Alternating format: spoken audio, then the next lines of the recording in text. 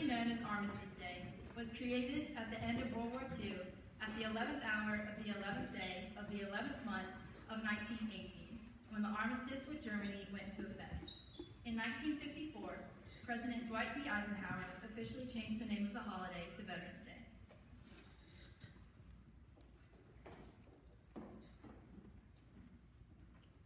As of 2018, 18.2 million living veterans have served in at least one war. The military men and women who serve and protect the United States come from all walks of life. Their parents, children, grandparents, friends, neighbors, and co-workers, and they all play an important part in our lives. Today, we give thanks to living veterans everywhere who have served their country honorably during war and peacetime. Here to help us celebrate today's holiday, the third grade chorus will sing Your Grand Old Flag.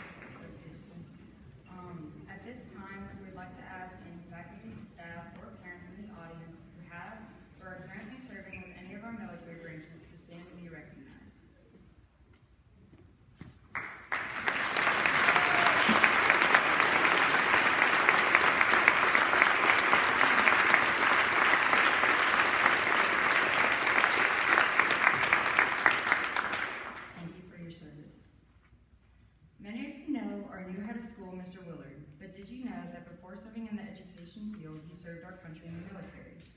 Derek Willard was born and raised in Warrenburg, North Carolina. He attended Davidson College on an Army ROTC scholarship, majoring in biology and graduating in 1991. Upon graduation, he was commissioned as second lieutenant in the U.S. Army. After attending the Armor Officer Basic Course, Airborne School, and Ranger School, he served a one-year tour in the Republic of South Korea as a scout platoon leader and troop executive officer in the 5th Squadron, 17th Cavalry Regiment, 2nd Infantry Division. He returned to the United States in 1993, married his college sweetheart, and moved to Fort Bragg in Fayetteville, North Carolina. There he served as a tank platoon leader, tank company executive officer, and tank battalion S4 in the 3rd Battalion, 73rd Armored Regiment of the 82nd Airborne Division. He deployed with elements of his Airborne Tank Battalion to the Republic of Haiti for Operation Restore Democracy in the fall of 1994. Mr. Willard left the service in the fall of 1995 and transitioned into a teaching career. He was honorably discharged from the U.S. Army in 1999. After 23 years in the field of education, he comes to us this year as our new head of school and our veteran speaker for today. Please welcome to the stand, Mr. Derek Willard.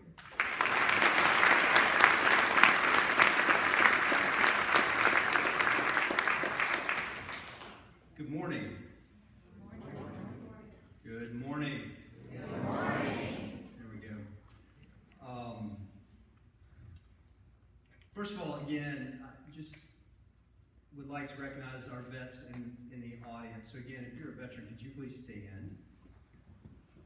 Okay.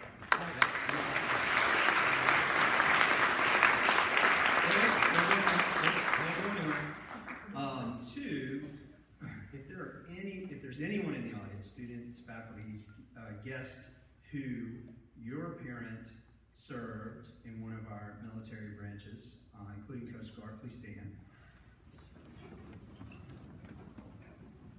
Okay. Anyone in the audience whose grandparents served in one of our branches, please stand. All right, and if you're not already standing and you know this family history, great-grandparents. Great. All right? So I hope today, when we're done, right, if you look around, okay, military service touches all of us in some form or fashion. Even if you're not standing, I'm sure you probably have a friend or someone you know who serves. So thank you. Please take a seat.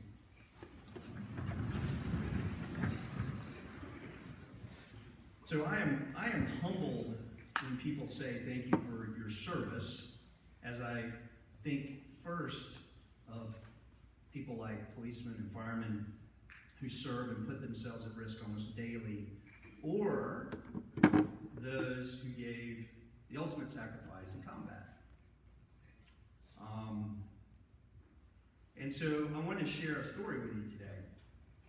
Now, I'll tell you up front, it's a little bit of a sad story, if you can't already tell from the first slide.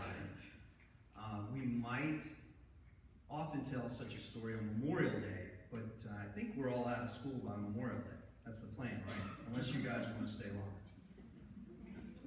Okay, all right. So it's a sad story, it's a true story, a sad but true story about what I think is a hero. And if you listen carefully, I think there are 3 lessons in this story. Forgive me, I couldn't pick just one. And so maybe one of those 3 lessons is for you. So I'm going to bring you down, but I promise I'm going to bring you back up. So just stay with me.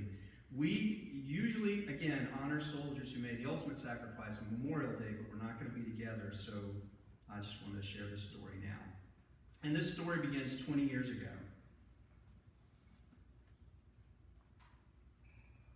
Dave Taylor and I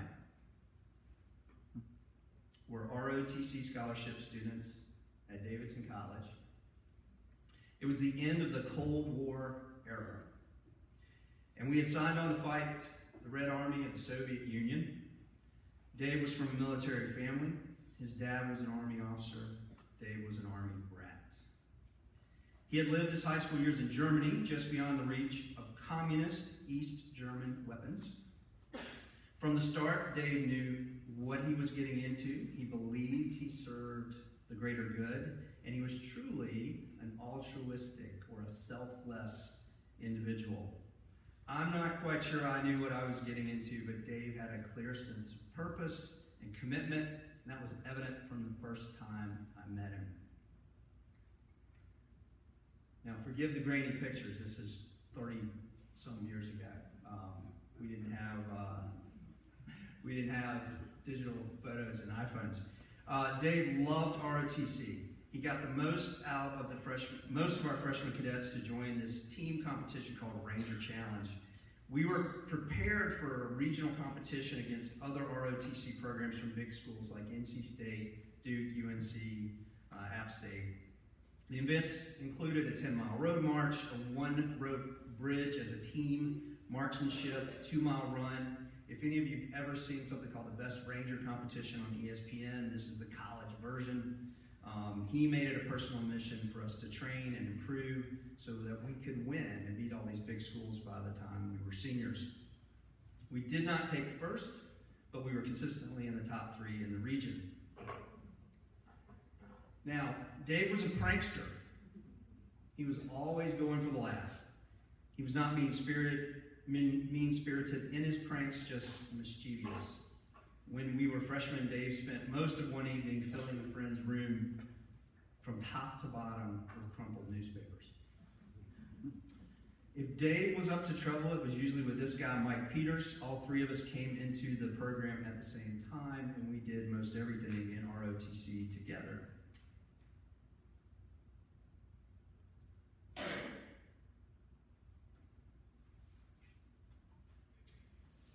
Dave was not the best cadet in our class, or the best student at Davidson. He did things on what Mike called Dave time. Here we all are at a mandatory 6-week summer training program held at Fort Bragg for rising seniors. So if there are any procrastinators in the audience, Dave is your patron saint. Okay, where are my procrastinators? Come on. Volunteer yourselves. Great. All right. I'm telling you, this guy was your patron saint. He took an extra 6 months to graduate at Davidson. While we knew, Mike and I knew, Dave was not going to graduate with us, he sort of forgot to tell his parents. We lived in Germany. They were more than a little surprised when they showed up for graduation in May, having shipped Dave a new BMW as a graduation present.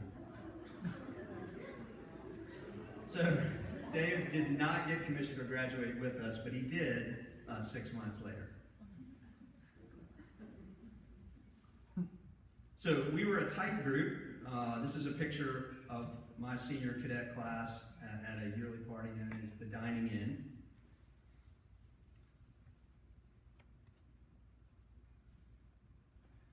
This is another picture from the Dining In. Dave, myself, and Mike were the 3 senior cadet officers that year. We were the only 3 cadets to be commissioned in what's called the regular Army and in what's called combat arms.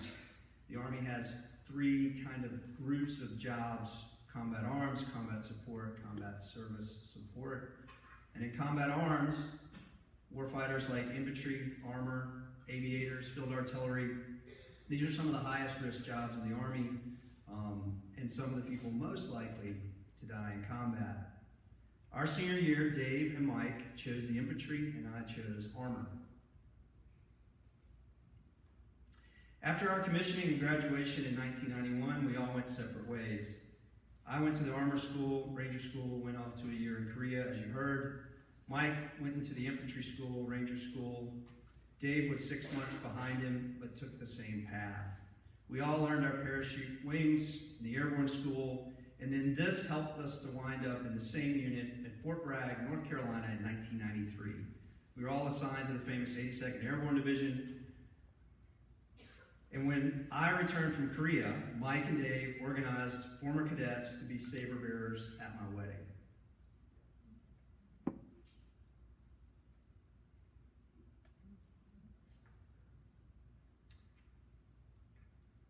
Dave bought a house off post.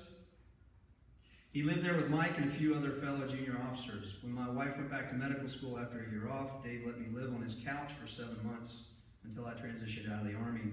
Dave let me live there rent-free.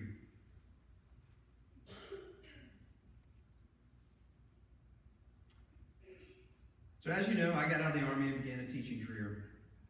Dave and Mike stayed in. Dave met the love of his life, Michelle, and they were married in 2005. Michelle got pregnant before Dave deployed to Iraq, and his son Jake was born during Dave's 2-week mid-tour leave. It's Dave, Michelle, and Jake.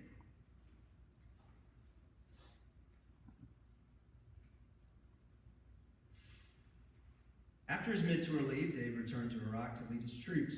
He wrote beautiful letters home to Michelle and Jake about their future together. On October 22nd, about 3 weeks before he was to leave Iraq, Major David Taylor was killed when an IED went off under his Humvee. Dave was riding with his replacement, showing him around Baghdad. There were 3 other younger soldiers in the vehicle, almost the age of you seniors. Everyone but Dave lived through that blast. Soldiers choose the Army, but they don't choose the mission. Dave knew what could happen to him, but he did his duty. And he died, I think, thinking he was doing good.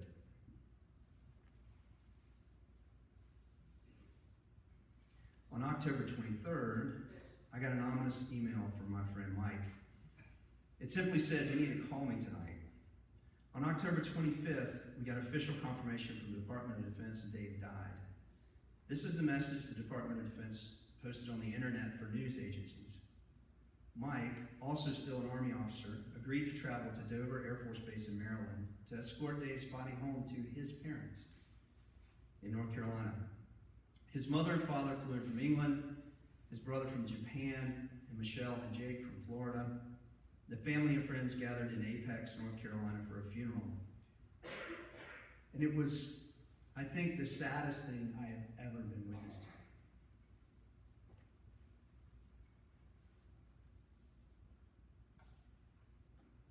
Mike told me the hardest thing he had to do was go through Dave's belongings, which included his wallet. Imagine riding in a vehicle with your best friend. Imagine having to sort through the few mementos he or she left behind. I wanted to share with you some of the ideas that Dave carried in his wallet. Two speak to his faith. The last speaks to his conviction about military service. If you will read them, I think you'll know where Dave stands on the big things in life.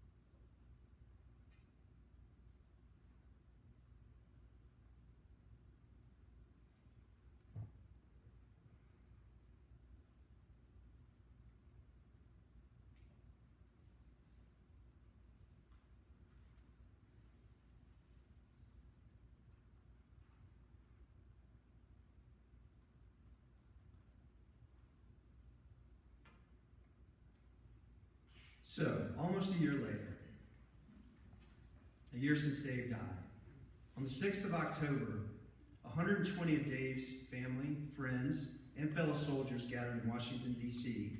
for the annual Army 10-miler. It's a huge race.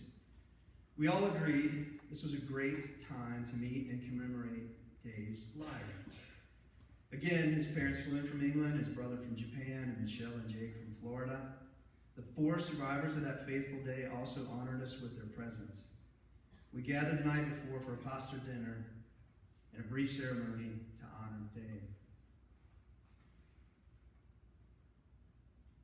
Over 20,000 people ran the race, soldiers, veterans, civilians, able and disabled, young and old.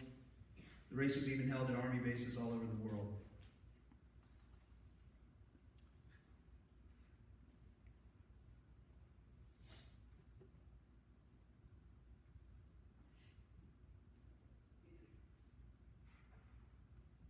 The day of the race, we manned a support tent for 40 so of the friends who did run the race. There were refreshments for the runners, candy, games.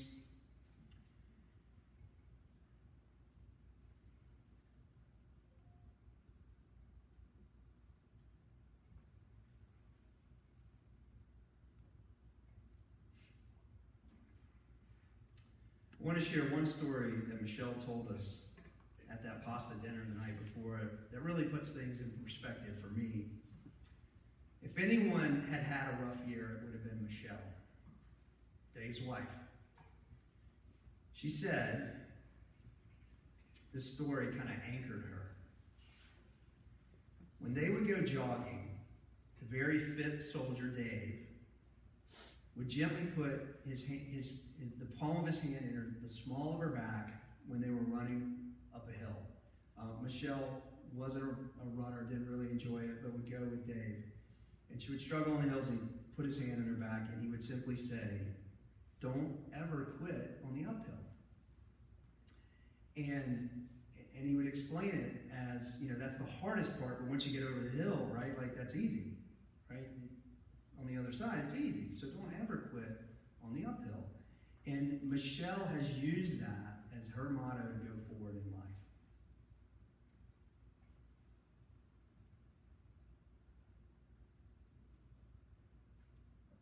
Some more pictures from the tent. This is Mike with Dave's mom.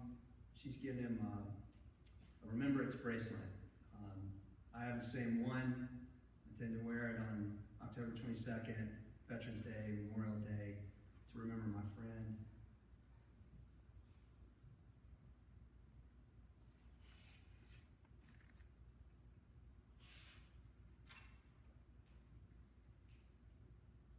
So I wish I had pictures of Michelle and Jake on race day, but I don't.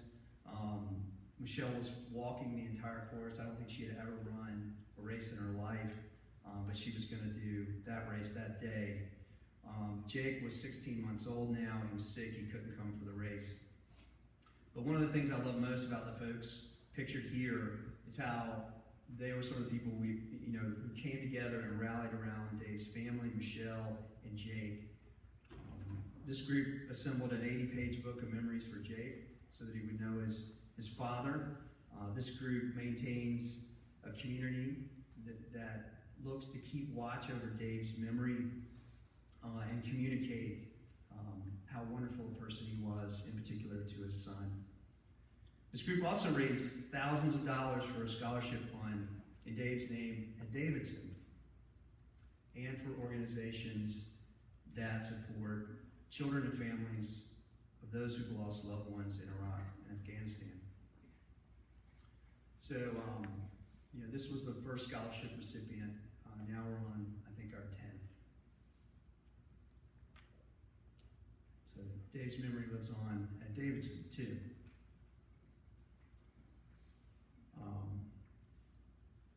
Michelle took this picture of Jake at the Korean Veterans Memorial.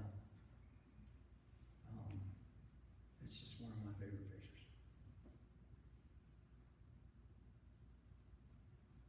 So that was little Jake, and that's Jake today, on the right. And Michelle living in Florida, he's doing well, normal teenager, and we're all looking out for him. So in conclusion, 3 lessons, I hope. Number 1, what's in your wallet? You guys seen the commercial? Right? What's in your wallet? Right? If you people aren't carrying wallets anymore. Right? What's in the slidey thing on the back of your cell phone? I've got one too. Just occurred to me when I wrote this, there were still wallets. What's in your wallet? If you could carry 3 things, 3 quotes, 3 somethings that get you out of bed every day and keep you going on the uphill, right? What would those 3 things be? And if you don't have anything in your wallet, what might you put there today or tomorrow? Lesson 2, don't ever quit on the uphill. All right? I know to the students I talked, all the middle and upper school students I talked about the learning curve. You guys remember the learning curve? The learning curve is the uphill. Don't quit on the uphill. All right? It's easier on the other side. You'll get a chance to walk downhill. And tragedy can build community. There will be tragedy in life. Part of life is tragedy. And how we deal with that, how we respond to that is everything. And in this case, there's a lot of good that came out of the passing of my friend. So when times seem darkest, try and think about how you can leverage them for the best in what humans can do. And then finally, these aren't really lessons, but do think of that on Veterans Day, and I hope, if nothing else, on Memorial Day this year, other than it, signaling the start of summer, that you'll think of Dave, because he's my hero. Thank you all for listening. I appreciate it.